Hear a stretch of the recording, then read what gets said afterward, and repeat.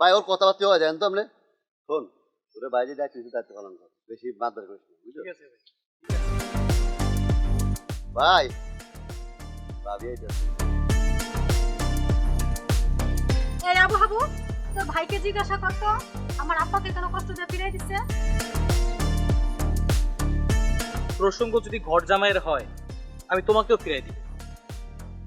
Full baby তুমি ঘর জামাই না হলেও আমি তোমাকে দিয়ে দেব।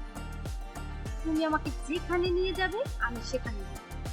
আমার আব্বার ঘর জামাই ফ্যাক্টরিতে তোমাকে যাওয়া লাগবে না। তাই নাকি? সত্যি কথা বলতেছো?